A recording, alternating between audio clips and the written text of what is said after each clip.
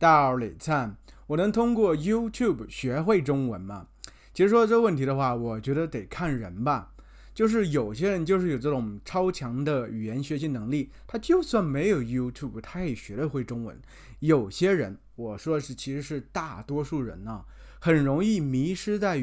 YouTube 这个巨大的语言森林里头，因为可选项太多了，有那么多语言素材在你眼前展现出来，就像一棵棵树叶在你眼前展现出来，你该爬上哪一棵树呢？哪一棵树能让你真正的登高望远呢？有些树是这样，有些树是那样，可能这些树并不适合你。很多时候我们会把很多时间浪费在不断去挑选，这看一下那看一下，然后没有深入去学习，没有真正的利用好它来，所以我们就迷失在这个巨大的森林里头，巨大的视频森林里头。所以我觉得吧，就是面对 YouTube 这么一个平台，这么一个巨大语言库啊，我们要做的其实是精心挑选有些真正适合你学习中文的材料。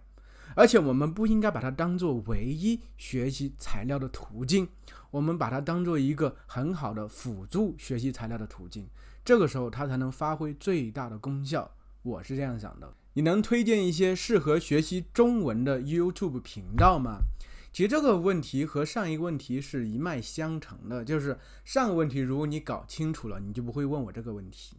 为什么？就其中涉及最重要就选择，你选择怎样的视频它最适合你学习啊？因为萝卜青菜各有所爱，我喜欢的东西你未必喜欢，对不对？其实我之前尝试过去做这么一个类型的视频啊，后来发现自己做不下去，就是我找了挺多频道的，或许从我的角度看来他们是有用的，但对你而言它未必是适用的。我其实觉得选择的话可以根据自己的兴趣点去选择吧，就你最喜欢哪种类型的东西，你最喜欢哪种中文材料，那你就往里钻呗，对不对？你钻到这个领域里头把它学通来也是我觉得大有裨益的。但是我觉得有一点还是要注意，就是中文它毕竟是一个语言，语言最重要的功能是什么？就用来沟通交流的，所以在一定程度上我们需要吸收比较多的这种日常生活的这些语言材料，这个其实是大家应该花比较多时间去吸收的。你觉得你的 YouTube 频道的内容有意思吗？这个问题问我自己啊，我觉得挺难回答的，关键是看你们觉得有意思吗？虽然我最开始做视频的这个初衷啊，就想着这些视频是能吸引我的，作为一个语言学习者，我是愿意观看的。但做着我发现，就是很多东西是不由我控制的。我虽然一开始有目标啊，就希望自己做视频做出来，我自己是喜欢的，但是我发现做的途中很多视频，其实我自己都不想再看第二遍，所以可能我最喜欢的视频，我觉得最有意思的视频啊，应该在后面，在未来吧。我是希望不断去优化我的视频内容，让他们更出色，让他们更适合中文学习的。这个也是我的一个比较大的目标，近期希望能实现的一个突破口吧。怎样学习日常生活中的中文？其实这个问题对于很多人是比较大的一个难点啊。有些朋友也和我反映过这个问题，就是说你的视频其实挺好的，但是对我而言有点太难了。但其实后来我也想过这个问题，就是我之前做很多视频，关于文化的、经济的、历史的等等，它算是比较高级的这个内容，而且这个内容其实不是特别接地气，也不是特别的方便大家去学习最日常的生活吧，最日常的中文吧。最日常的中文应该是怎么说的呢？应该是怎么学习的呢？这也是我一直以来想去钻研的地方，想去把它找出答案的地方。所以我最近一直在思考这个问题，我就想着我能不能以一种更轻松的、更自然的方式和大家面对面这样说话呢？现在就是这种尝试，我会挑选一些在日常生活中我们真正会面对的问题，所以把它们整合成一个小合集一样，就是我在一期视频里头会回答很多小问题，而这些小问题是我们在日常生活中会遇到的，所以希望通过我以后这些视频啊，帮助大家真正的学习地道的日常的中文吧。你是中国人吗？其实真的有朋友问过我这个问题，是在 Instagram 上，他们怀疑我的国籍，他们怀疑我的身份。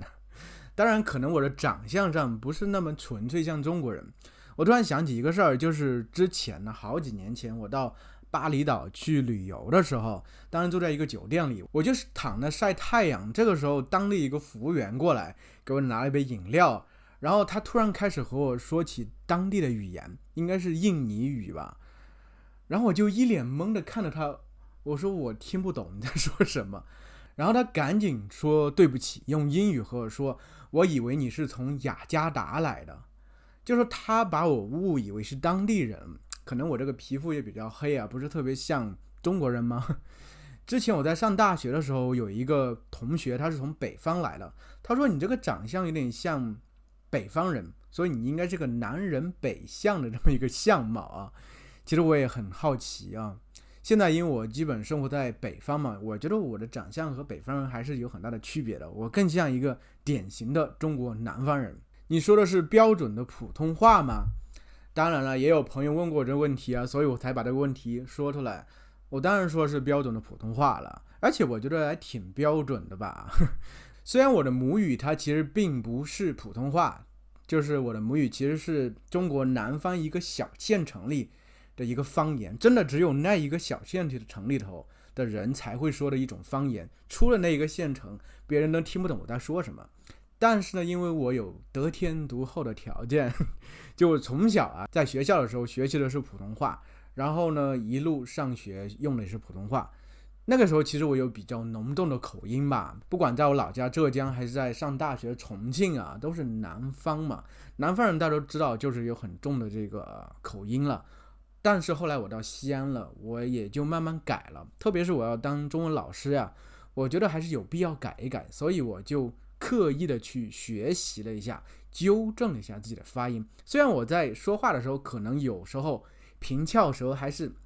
嘴瓢的时候会说错啊，但整体我给大家呈现出来，我说的普通话肯定是标准的普通话，所以大家尽管放心的去模仿我说普通话吧。没有问题，绝对是标准的。你为什么总在室内拍摄，不到外面去走一走呢？其实我也到外面走过去拍过，但是我发现在外面拍有几个点啊，让我不是特别舒服。第一点就是夏天的时候太热，冬天的时候太冷。